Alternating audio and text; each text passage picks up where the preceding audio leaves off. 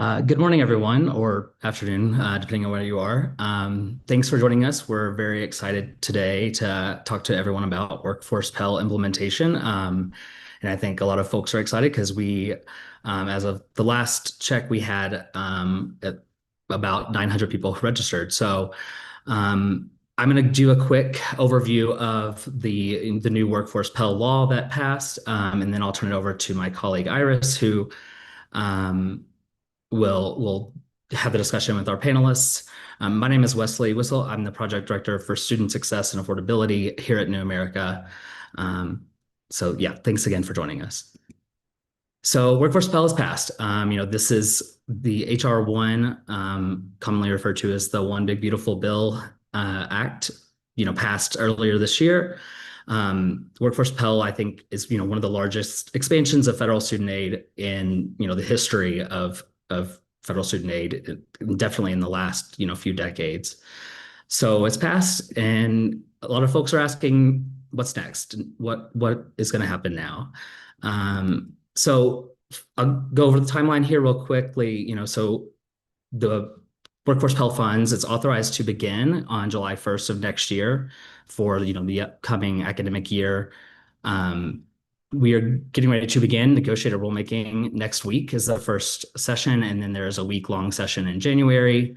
We're expecting the department will release issue papers that have their proposed regulations today or tomorrow, hopefully. Many of you may have subscribed to our Workforce Pell newsletter on Substack. Once we get that proposed regulatory text, I'm going to go through that and write something to help folks know what's going on there.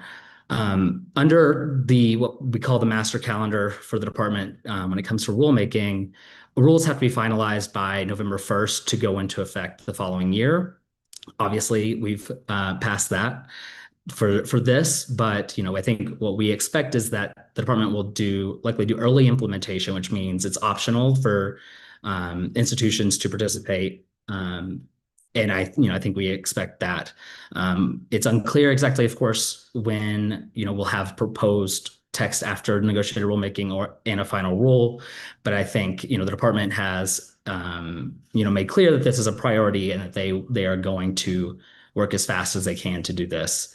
I think one thing for colleges, I think it's important to think now about which programs that they have that they want to put through the approval processes from both the federal and state levels, and and which of course those processes have yet to be designed, and schools should be thinking about the systems they need to do to implement this at scale.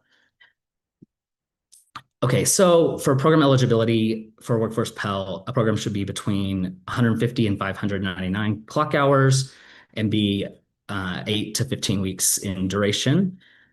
The program has to be provided by the institution for at least a year prior to approval by the Department of Education.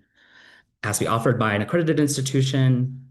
The bill says that it cannot be a correspondence program, but at least there's no prohibition on distance education programs, and I expect that will remain after rulemaking. So again, the way that this is structured in the law is that it has to be approved by the governor in consultation with the state's workforce board to meet these criteria. So it has to be aligned with high skill, high wage, or in-demand industry sectors. It points to Perkins and WIOA definitions that are currently in law and in, of course, like state Perkins plans. The programs should be meeting employer hiring requirements. They have to lead to recognized, stackable, and a portable credential across employers, or is a unique recognized credential that is essential for a specific occupation.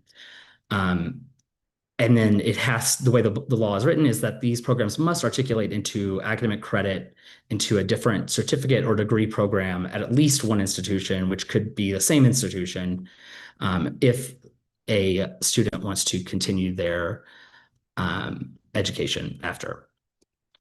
So the law has a few accountability metrics. Again, we're waiting on the department's rulemaking to see exactly, what this looks like in the details, but a few of them are it has to have a 70% completion rate and a 70% verified job placement rate post completion. Those are metrics that actually exist in the short-term loan program for which is a similar version of short-term programs. Again, we don't know if those are going to be calculated the same way once we get final rule. There's also a value-added earnings requirement. So the way the bill has structured it is that the tuition and fees, the published tuition and fees of a program need to be less than the value-added earnings for completers, which the way that is defined in the law is that it's the median earnings of graduates adjusted by the regional price parity from the Bureau of Economic Analysis, and then subtracting 150% of the federal poverty line for an individual. So that whatever that bonus, the value add earnings above the federal poverty line, that has to exceed that tuition and fees. For students, eligibility, it's of course they have to complete the FAFSA. The financial aid office obviously will be involved. One thing I think that a lot of folks have been confused about is the amount of the grants that students will get. Pell is prorated based on the length of a program and of course the financial need of a student. So I've done some calculations based on the Federal Student Aid Handbook here, just as an example. So if a 15-week program here, the max award is for a student who is eligible for the maximum Pell Grant could receive, $4,300. About the minimum award for someone who's just eligible for that minimum is $430. At an 8-week program, it's $1,260 for the maximum and $125 for the minimum. The law excludes students who have a graduate degree already. And it's also important to remember that this time counts towards a student's Pell lifetime eligibility limit. Just quickly, we just wanted to show some types of programs that I think might be eligible based on some state-based versions of short-term job training programs that we've seen: clinical medical assistant, phlebotomy tech, EMT, welding, commercial driver's license as well. Before I turn to them, I just wanted to put a plug out. New America, we are doing a lot of work on implementation. We are working with, to do technical assistance with states as well as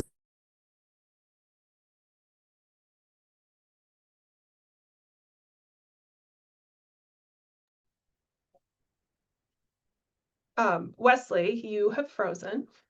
So I'm going to go ahead and take over. If our panel can come on camera, that would be wonderful. And hopefully we can stop sharing, but I don't know how well that will work. So Wesley, that was a wonderful overview. Thank you so much. We do hope to work with states and institutions on Workforce Pell technical assistance. So we'll leave this up here until it can come down. But we'd love to get started with our panel, which is a wonderful group of people. Wonderful. Okay, here they are. So I'm Iris Palmer. I'm Director for Community Colleges at New America. Very excited to be working with Wesley on this project and facilitating this wonderful panel. We're so excited to have you all here today. So if each of you could introduce yourself and tell us what you are most worried about with Workforce Pell implementation and what you're most excited about, and we'll go with President Hartzler, Director Cannon, Director McClellan, and then Dr. Thompson. Sure, great. Well, if I can, so I'm Tracy Hartzler. I'm president of Central New Mexico Community College. We serve about 30,000 learners in our community, both in credit and our workforce training programs. And really, it's about 7,000 to 9,000 of our learners are workforce training programs. So what I'm excited about, because I want to start with a positive, I'm excited that there's more funding, or we are excited that there's more funding. I'm excited that this builds on even the federal government's focus on increased apprenticeship programs. So the idea that the federal government is going to expand workforce training funding is important. What I'm worried about would be this alignment between Department of Ed, Department of Labor, and maybe others in terms of how we're defining what's eligible, the quickness and the timeliness of how programs need to be reviewed.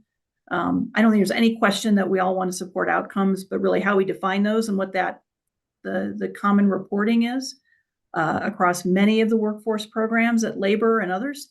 So how do we align some of this and reduce some confusion? How do we align this program and reduce some confusion while still leveraging funds and focused on the outcomes, which our employers and our learners absolutely require of us? Those are some of the high points, I think, that I'm concerned about. Yeah, really good summary. Thank you so much. Director Cannon?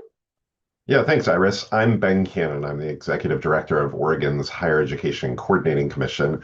We're the state board and agency that coordinates higher education, works closely with our workforce service organizations throughout the state. We support both the state's Higher Ed Commission and the State Workforce Board, and so we'll be working with them and the governor to figure out eligibility for programs under the new Workforce Pell.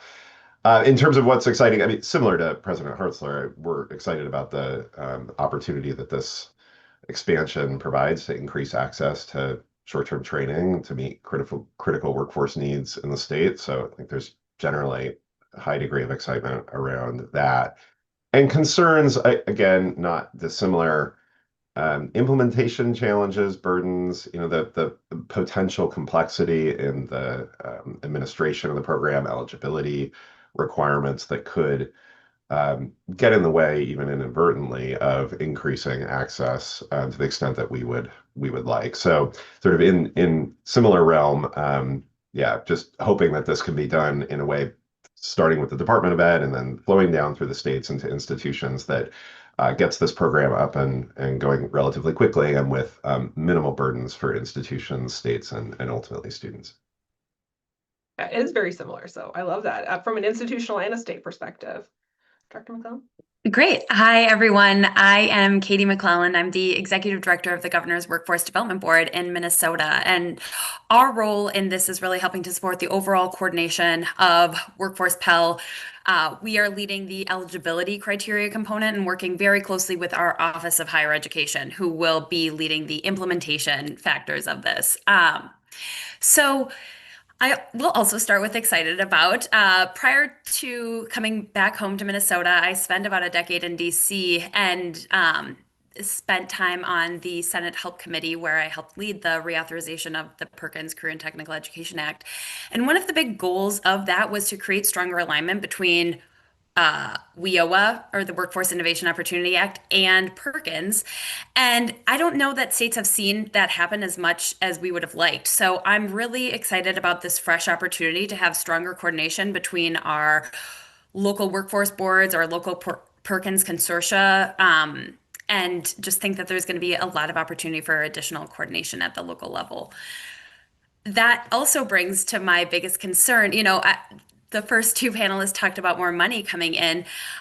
For state workforce boards that aren't going to be accessing Workforce Pell funds, this is really an unfunded mandate. And for most reauthorizations that happen in the first year, Congress appropriates a little bit of extra money to help with that administrative cost and the burden that comes with trying to do all of this coordination and intentional planning. That is, I think, one of the bigger challenges that we are facing is that this is a lot of work that needs to happen in a short amount of time.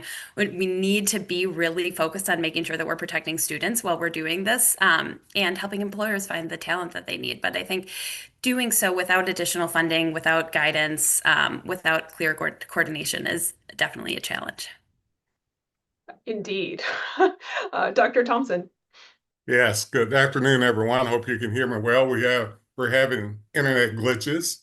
But Aaron Thompson, I'm the president of the Council on Post-Secondary Education for Kentucky. We're responsible for about 200,000 public institution students, as well as a significant amount of privates. About 75,000 of those are our community and technical colleges, with a significant portion obviously would fall into these categorical areas we're talking about. Well, I'm glad we are focusing on those high demand areas, those high workforce areas. I'm glad that we're pushing hard to make sure that we decrease debt.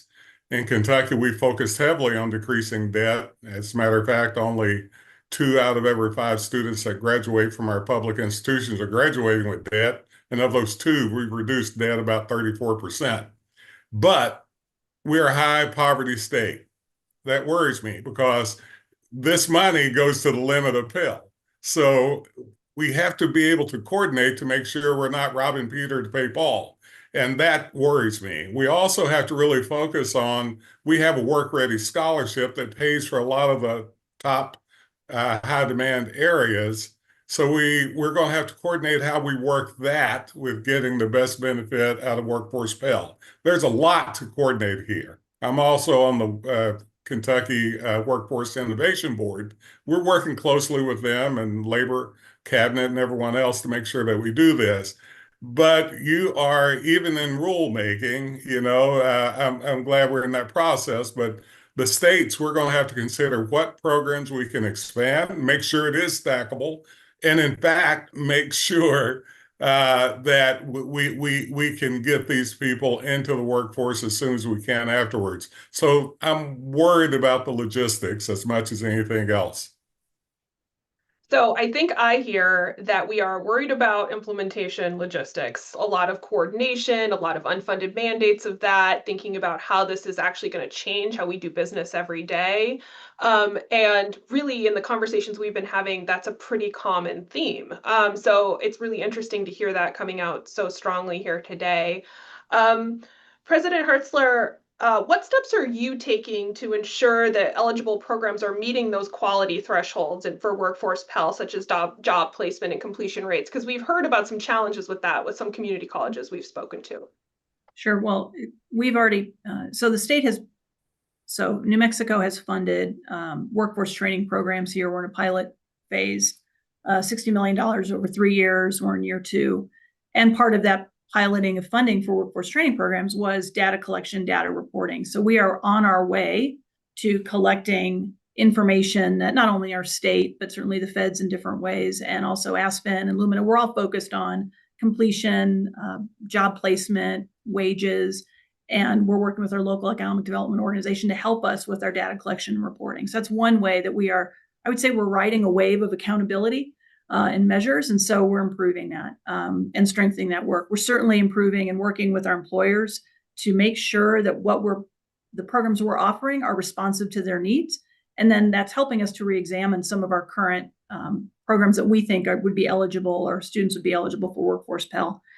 The other area, though, where we need assistance and where we're thinking through and we don't have answers for is really how do we train and communicate with our current financial aid officers in our school.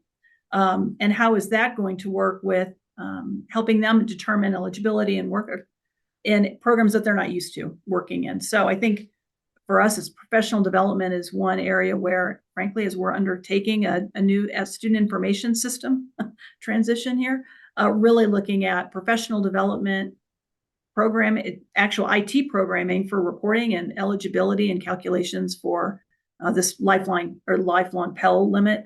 There's a lot of technical and professional development and training needed, and we're working to identify some of those gaps, and then we'll focus on those accordingly. Yeah, I mean, we've heard a lot about some of the challenges around like the data infrastructure, which you all are ahead on because of your implementation of your state-based work, but also the just like bringing in programs that haven't been eligible for financial aid into that financial aid infrastructure is really challenging. And I think sometimes people underestimate how much work that can be. So it's really good to hear that you all are thinking about it, although it remains a challenge. So Director Cannon, can you tell us how you and the Higher Education Commission are preparing for Workforce Pell implementation and what you're hearing about across higher education? So we can include community colleges, but also for-profit institutions, nonprofit organizations, public four-years, the whole group, workforce partners, and other SHIOs. Yeah, for us as a state agency, it starts with getting our folks from across an agency that works with all the sectors that you described and administers financial aid and supports the state workforce board kind of in the room together, right? So we've put together a intra-agency team. Fortunately, we're lucky in the state of Oregon that all of that is under one umbrella within one agency, but we're still different offices, different departments. So getting that staff team together And then for each of those, for our financial aid folks to be working with their constituents at colleges, universities that administer financial aid, so financial aid officers out in the field. For the folks who are working with private colleges and universities to be engaging them, our community college staff engaging community college leaders to ensure that we're getting information out and being advised by the respective sectors and affinity groups as we begin to approach the eligibility determinations.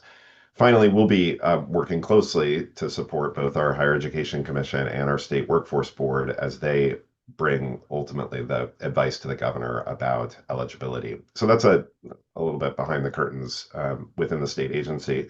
In terms of what we're hearing, overall excitement, I think community colleges in particular are well poised to take advantage of this, and also some trepidation, going back to some of what we've described already about what will this mean administratively for financial aid offices, and what will it require in terms of accountability, how will the data be reported and used. Otherwise, from other sectors, I'd say hearing less, frankly, from other sectors than from community colleges. I think there is definitely interest within the private career school sector, those that are accredited and may be eligible for this. But overall, generally excitement, again, with those caveats around the concerns about implementation. And I think some expectation that, again, primarily from the community college sector, that not all of these programs will be ready to go in year one. Not all colleges may be ready to go in year one. This feels like it's happening very quickly with a lot of unknowns still here, only 7 months before it's slated to begin. And so I think there are community college leaders who are understandably not jumping in with both feet, right? Standing back, watching, acknowledging that it may be 2027 before they're ready to go. Yeah, it's a really good point. And I just want to hit on this piece because I've been in this field long enough to know that we are always trying to get our workforce agencies, our higher ed agencies, our different institutions to talk to each other across the states. And I do hear a nice theme that might be happening, which is very exciting, even if, like you say, Director Cannon, there's a lot of uncertainty and a lot of providers maybe taking a step back and waiting to see what happens around eligibility requirements and all of that.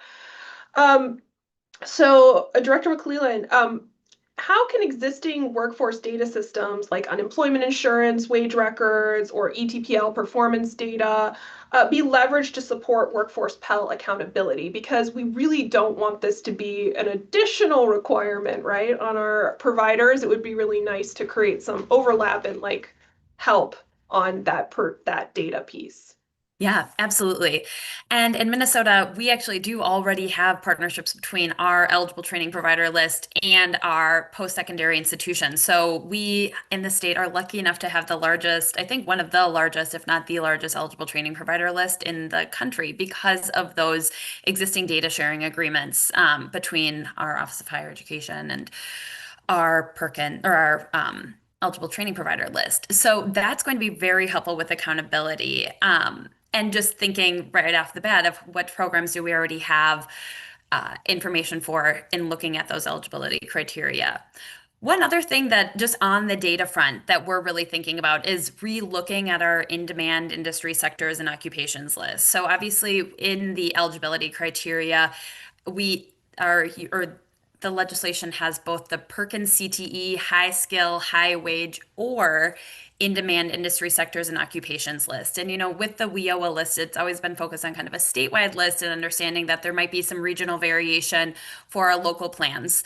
And then with Perkins, there are these local comprehensive needs assessments that happen. In Minnesota, we've got 22, I believe, local Perkins consortia. So they have their local comprehensive needs assessments. We've got our local plans. And so I think we'll really be looking at how do we take data that's already existing for where there is demand across the state and trying to think about a little bit more of a regional variation in that list so that it's not just one list necessarily that we're using for eligibility.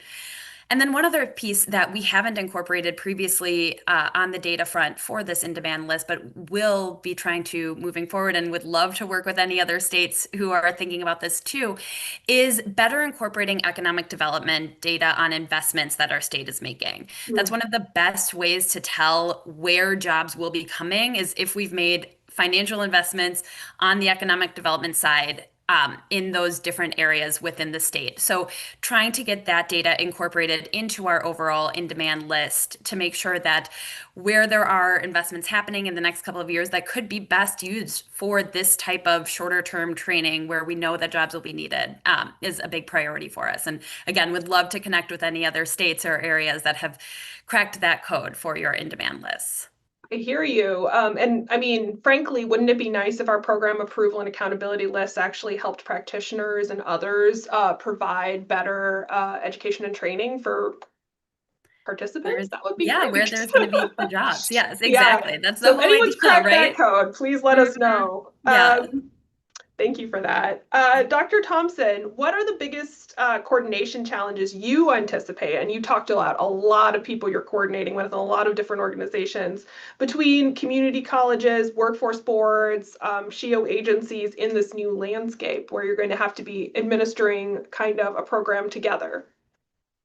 Yeah, good question. Let me start out by saying that I think we have the best longitudinal data system in the country, as you all know, with KY Stat. So we have all of those things already and been doing it now for years. So we have access to all that material and it's easily at hand, right? So that's the one positive. A lot of other positives are, for an example, community colleges, we are working with them directly because they flow up to us. And they are anxious about this. They're excited about it with some, worries that we've already mentioned. The labor, we have in Kentucky what we call the SWAT, and that's folk like me, the Secretary of Economic Development, Secretary of Labor and Workforce, President of the Chamber. All of us come together on a regular basis to look at how we make sure that all of our citizens are job ready.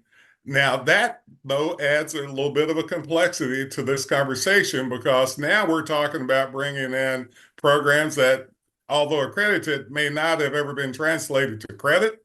How do we ensure that that happens while being job ready? How do we make sure that they become stackable? How do we align it? How do we make sure quality is in place with academic standards that we want? All of these items, as Ben said earlier, just will take time. So even though we have the base that we're ready for, I mean, our data system, we can go with it, but it's not as simple as all the requirements that goes in it to make it happen. So for us, in talking with the community college system president just a couple of days ago, and we were talking about that, we want to make sure, though, that we have quality in place of all those coming in. We want to make sure that they are, quote unquote, stackable, which sounds easy, by the way. As you all know, it's not.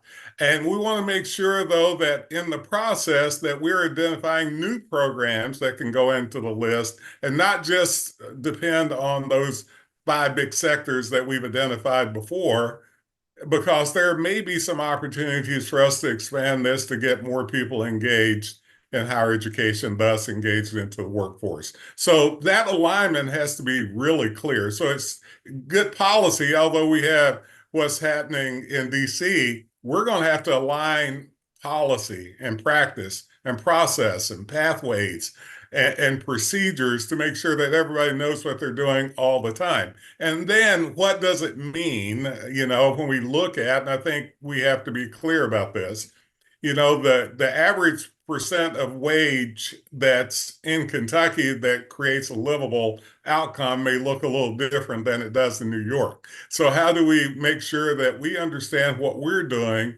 is one that is as local as possible?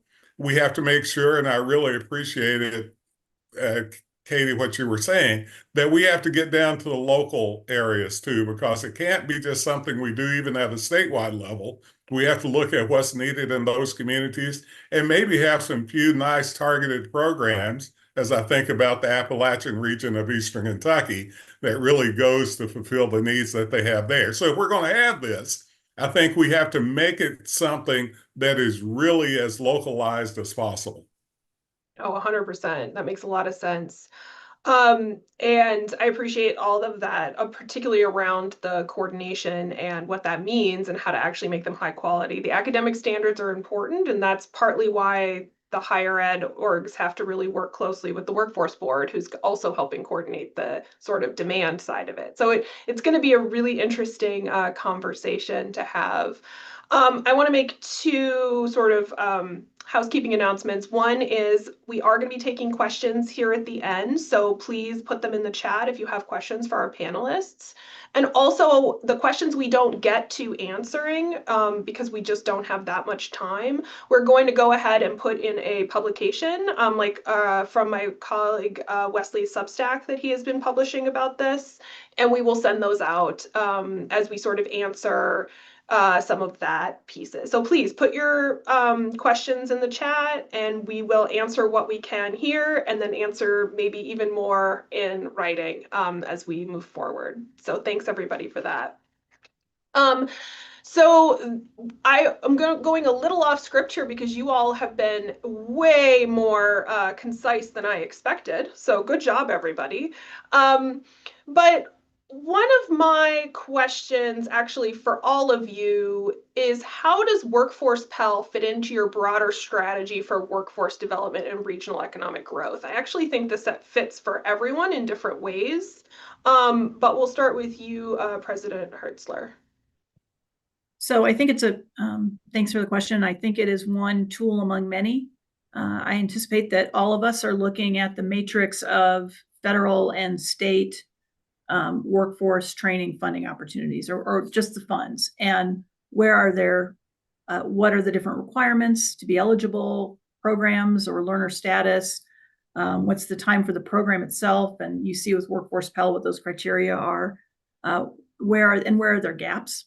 So I think Workforce Pell is another source of funding, but again, not all programs will fit into Workforce Pell, and probably nor should they. But I would just note that it's not the only option. And so for us, again, we're going back to what do the employers want, which is timely programming, quality programming that meets their criteria.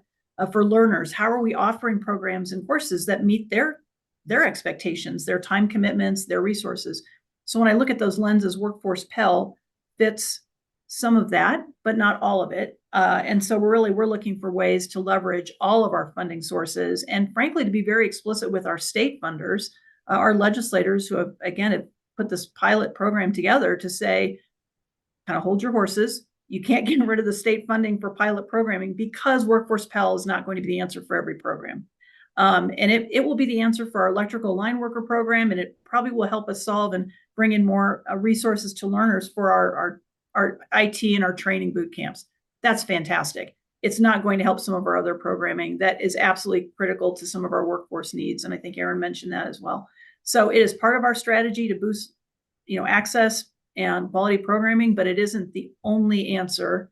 And it's not the only tool that we can apply. And so really it's how do we leverage all of these sources? And I would say with the complexity of the Department of Ed and Department of Labor, as they determine what their roles are in this program at the federal level and then what the state level is. So how do we navigate that? So again, it's a tool, trying to figure out what the tool is, how we can best use it, and leverage Perkins and WIOA and all those other sources that are so important to us. So it's a really good answer. And I will just say, we are thinking pretty deeply about how to communicate around the existing state funding streams to these programs, and really making it clear that this is not going to replace those funding streams, and that those funding streams need to continue, maybe be focused on slightly different things. But this program only covers a really small slice of programs. And I don't know if you just want to I don't know if you have any thoughts about like what number of programs at Central New Mexico actually might be eligible for this at the current time, but it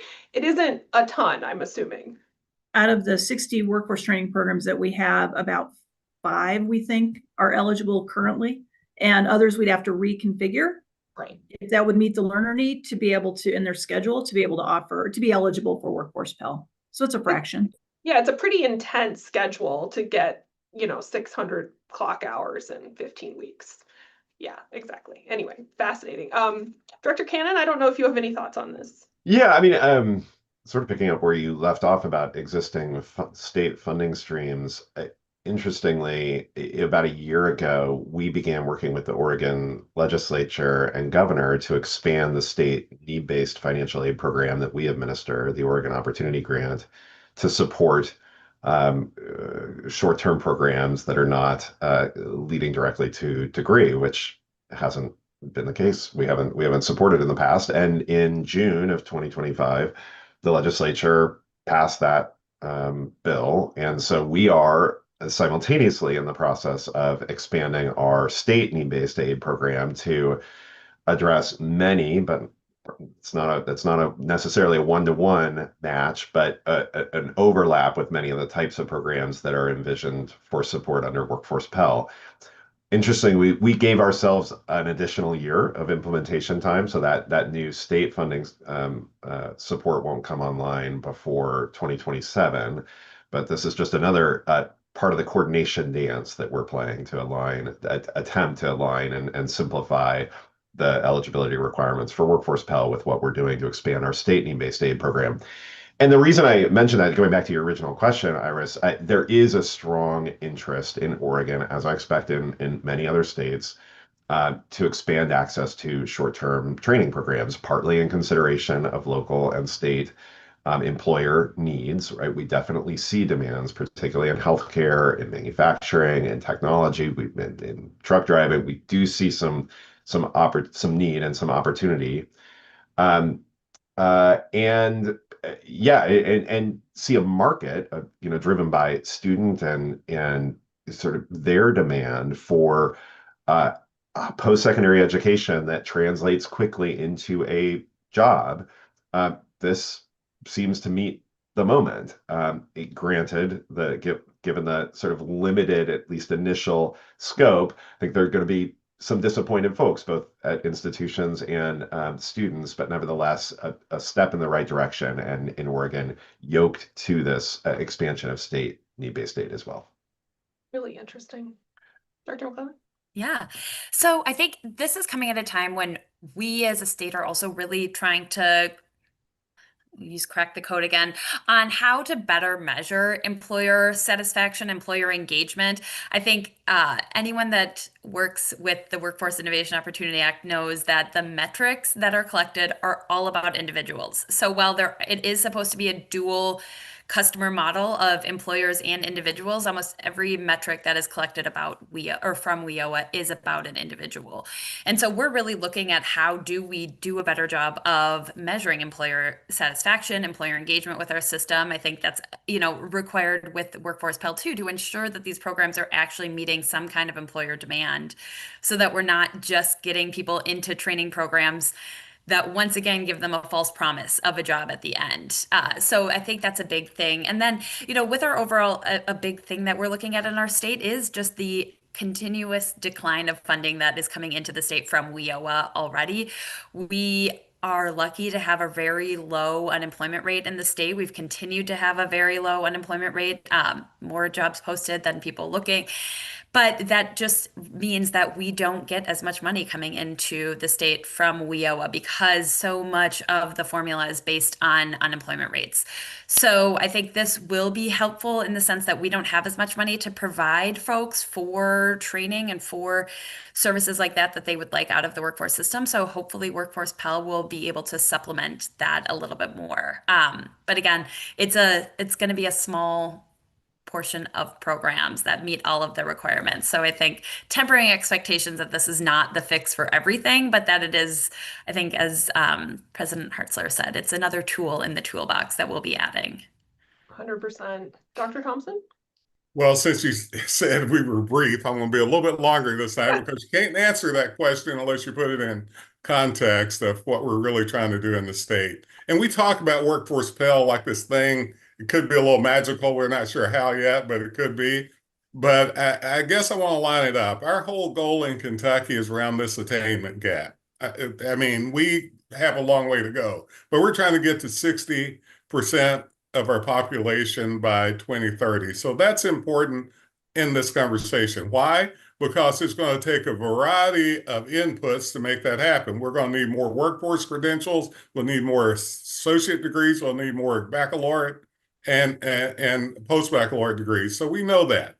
So a couple of things that's important then for us to understand if we're doing that. How do we do that with around issues of affordability? How do we bring employers in on the front end of this conversation to make sure that we're listening to them, but also that they're getting what they want in the end, which means that, yes, they could get that technical workforce credential, but they're telling us we do pretty well at that now, but we haven't done nearly as well as giving them those employability skills. So how do we work that into, I mean, those durable skills or whatever you want to call them? How do we work that in a manner that we're giving them exactly what they want when they're job ready? We also have to think a lot along the lines of how do we ensure that these students get the wraparound services that they need? How do we use it toward getting our adult attainment and where it needs to be? How do we're a high aid state. How do we ensure that we continue to get the aid we need because we still are not getting enough because we have a significant amount of people that are not filling out the FAFSA to get the Pell Now grant as well as need-based aid. How do we push that? How do we push this?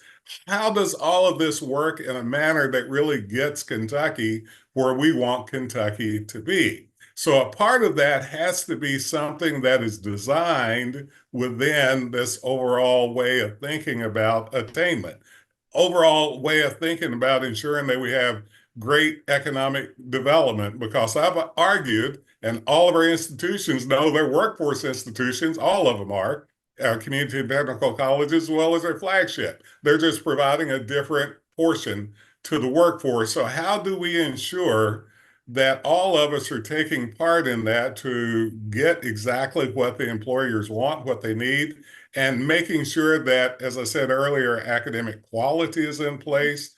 But I'm afraid that if we look at Workforce Pell as this thing that we're just kind of throwing out there that can be added on, we're not going to do it correctly. Because even if they get that initial certificate, we do know that most of those are going to have that other certificate in order to get promoted or get raises, right? Or to get more training that they need. So we have to think about all of those pieces, I think, as we're thinking about what it means to incorporate that into our current agenda. And yes, we all need to be at the table, but we also need to make sure that we understand exactly what the outcome should be.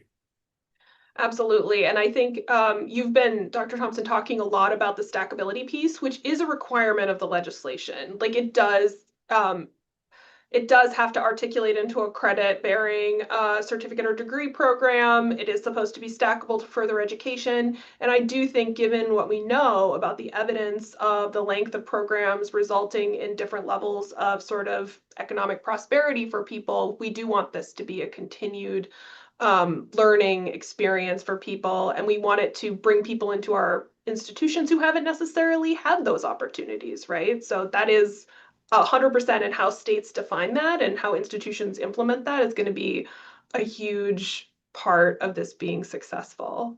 So I want to pivot now to some of our audience questions, and we have a ton. The first one is, what are the most important decisions to be addressed by the AHEAD committee, which is the negotiated rulemaking committee for the Department of Education? What do we want answers to the most coming out of that committee? President Hartzler? I would say some alignment around definitions around programs, quality, time. If we were just talking about wage and gain, just value, what's the value of the program? I mean, we have gainful employment, we have the requirements for Workforce Pell, we have requirements for other statutes. How do we align these? It's really because I can't collect data without that kind of work. So there's some key guidance that I think is needed at that level. Absolutely. Definitions around the data, huge. Who's providing the data? Also huge. Director Cannon? Yeah, I just underscore that and clarity in the definitions, alignment where possible with other definitions that are used either by Department of Labor or Department of Ed, and get it done quickly with as much clarity as possible so that we have some certainty heading into the hard work ahead for states over the next 6, 7 months to prepare for that summer launch. Dr. McLean? This is a really good question. I think I've been spending most time thinking about or wondering if we're going to get additional guidance after this from the Department of Labor, because that's where, as the state workforce board, we're really wondering how we provide guidance down to our local workforce boards as they are also trying to implement this. So I think that it's not exactly the answer to your question, but it would be a No, it plug for is. additional guidance coming from the Department of Labor for how we provide guidance down to our locals in implementation too. It's part of the things that's so interesting about this program is that it's supposed to be with the workforce boards, but it is a Title IV higher ed program, so it's hard. Yeah. Well, and yeah, our eligibility piece kind of needs to come before we can actually get to the implementation piece, but the order is a little flipped here. So I think the sooner that we can get additional and clear guidance from the Department of Labor, I think the better too. Dr. Thompson? Well, I just want everything everyone said so far, so I won't repeat those. I will just build on one item that I know Ben and I both would be concerned about. I mean, there's one thing to implement this, there's the other in thinking about continuous improvement. What role does higher education really play? Right? Yeah, we need to be on the front end to discuss that, but who's going to be left holding the bag to make sure that it's working correctly afterwards? I mean, I think there's a lot of that that's in place because you're absolutely right. It becomes, not just the financial aid, but becomes a higher ed policy process. It becomes all kinds of different things with Title IV and some others, that's forcing us to think about that. Could even be an issue around accreditation if we're not careful, right? I mean, all kinds of different pieces. So for me, there needs to be really strong, clear indicators for us in the SHIO offices, knowing what our responsibilities are. I remember when we had those dollars back during COVID, they just dished it all to campuses. And later on, the U.S. Department of Education calling and say, well, what did we do with that? We don't know. You didn't include us. So part of it is we want to make sure that we are clear in our roles, not just in implementation, but even afterwards and making sure that it's the success that they want. I mean, And I I would might say just that's add true. on to that we're thinking about that a lot for the board from an eligibility perspective too, that we likely will try to make eligibility a little tighter in the beginning to make sure that we're getting this right. And then we'll need to continuously relook at eligibility. Is it every 1 year? Is it every 2 years? What does that look like? So more guidance on that front too. And it does take resources to do all of that. So how are we going to fund that in the long run is another question that I have too. I would argue that that's all implementation, frankly, and that you have to have continuous improvement as part of implementation. Otherwise, it doesn't work. And so, absolutely love to hear that. And Dr. Thompson, particularly to your point about someone has to be the final arbiter. And while we can all work together, who's that final arbiter and how is that actually going to work? Is, I think, a big question. And it is going to look different in different states, but I think it's a really interesting thing that I would love more guidance on from the departments or whoever is the ending authority on that. So one thing that hasn't come up very much in this discussion, and we've gotten some questions about in the chat, is non-credit programs. I just want to set the stage here and say the legislation does not explicitly say that non-credit is eligible for Workforce Pell, but it does say that the program has to articulate into a credit program. And so we're going to see, I'm sure, from the negotiating committee a little more clarity about that. But I'm wondering, let's assume for now that non-credit programs are eligible for Workforce Pell. How are each of you thinking about bringing those into your systems, and how are you thinking about using them as part of this project? And it would be the first time in many places that they would be eligible for financial aid. So I'm just wondering how anyone's thinking about that particular piece since it hadn't come up. Dr. Hartzler? I'll just say briefly, we have a college-wide integrated program review process so that all of our programs, credit programs, and I call them workforce training or professional upskilling because I don't use the phrase non-credit. Thank you for that. That suggests no value. So all of our programs go through an annual review of wage, employer demand, student demand, and does it align with our mission? And so we look at all of our programs this way, including our workforce training programs. And when we create new and when we revisit our workforce training programs, we make sure that we are looking at competencies and also learning outcomes that can align to credit. So we want to make sure we can CPL or credit for prior learn everything that is coming through a workforce training program. So again, we're on the path to do this work. We'd like to do more of it. Obviously, Workforce Pell requires us to do this anyway. So again, it's part of our journey, but it is not easy.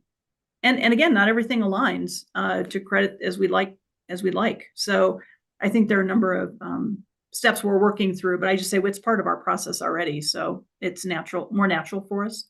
It is. You're very far ahead in that. But one thing I'd ask is, how do you think a state process should assess that articulation into credit as part of Workforce Pell eligibility? I think this gets back to Dr. McClellan's point, which is employers are frankly the ones who are validating whether what we do is a value, and the marketplace values what wages are. So it's one way to look at the value of that programming. So I do think we have to get more information, and how does the state consider employer information and learner progress over time? And frankly, New Mexico, our data systems are developing in this way. We don't have great answers for that yet, but we're certainly looking for those outcomes that, again, our community expects me and expects C&M to provide quality training. And if it's not responsive, then I shouldn't be offering it. So there are additional data sources that we need to pull in to help validate programming, and then we talk about how do you fund it and how do you provide access to it. Yeah, that's really helpful. Director Cannon.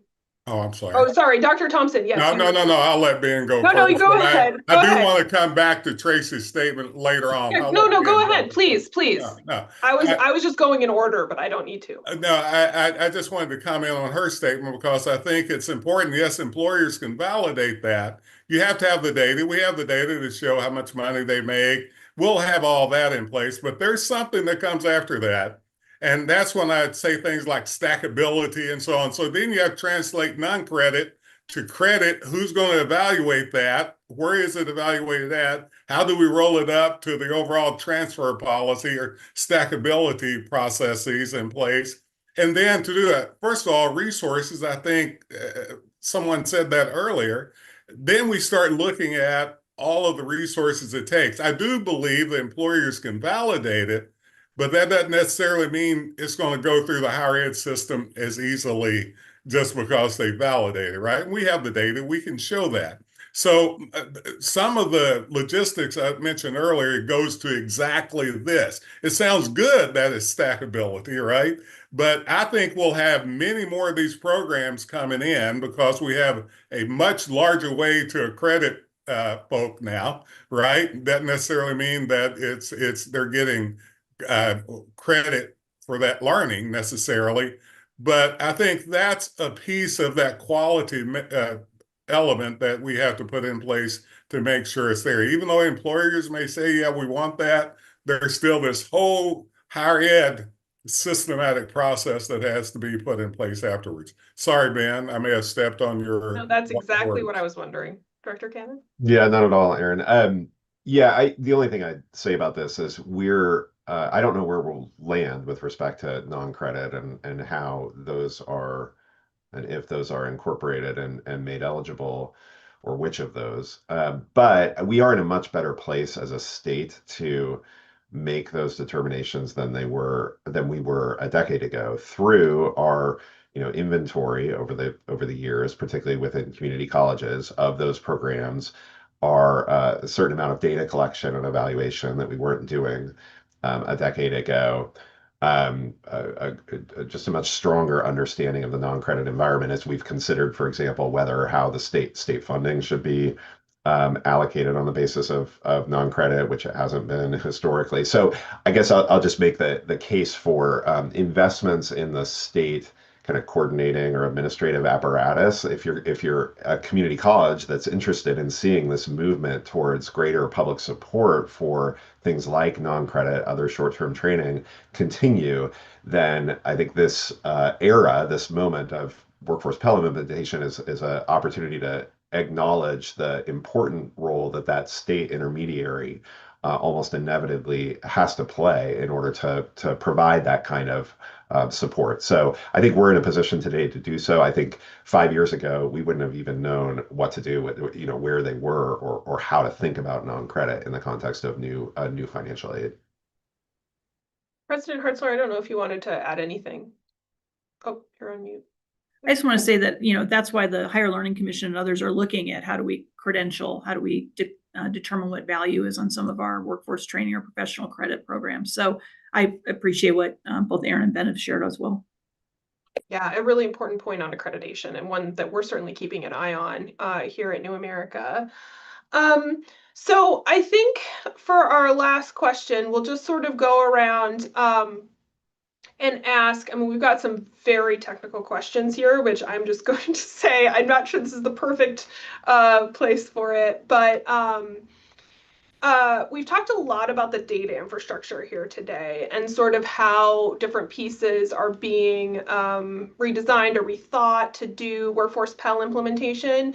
I would just go around in a quick answer. What are some of the data that you feel you're going to be needing to implement this effectively, knowing that we don't have all the answers yet from the Department of Education? And Dr. Thompson, I'm going to start with you since you're going last. Well, we have a lot of it. We have the UI data. We have all the data that we can have.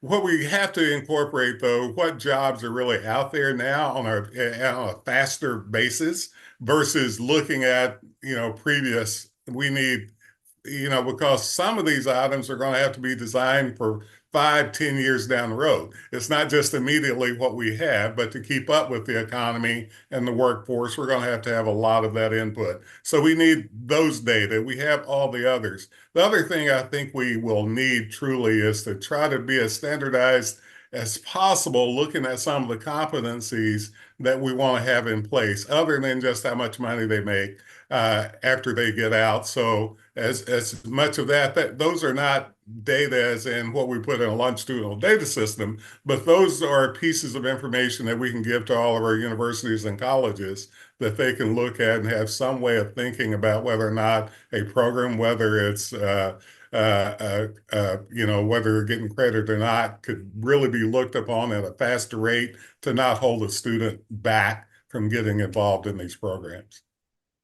Wonderful. Director McClellan? Yeah, I think that we are data rich. We've got data all over the place, and it's not necessarily all talking to each other.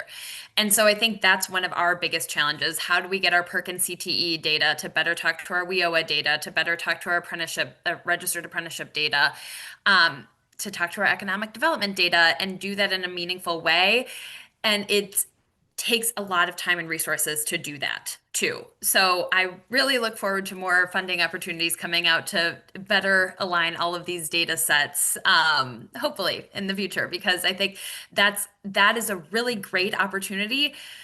But again, one that we aren't getting any additional resources coming into the state to do for this Workforce Pell implementation. Director Cannon? Yeah, similarly, it's not so much a question of learner level data, which I think we have quite a bit of, but more in my mind about some program level data. I think this question of portability and stackability, right? And I don't know if it's data exactly, it's an analysis that isn't, I think, going to be obvious in every case, right? What does it mean to be portable? What does it mean to be stackable? Can they sort of validate that case? That is going to be information gathering that I think we'll be working hard on. President Hartzler? I think the ultimate questions is this transferable data, right? Are individuals earning more over time? If their programs are stackable, are they actually stackable to credit? When does someone earn a degree? I mean, all of the questions that require time to answer are really important, and I look forward to working on those. Well, wonderful. You all have been amazing panelists. I just want to say thank you so much for your time, and thank you so much to our audience for joining us here today. We just really appreciate everyone's time and thoughtfulness around what is a really complex issue, and just say wonderful to see you all and wonderful to hear from you all, and have a great rest of your day.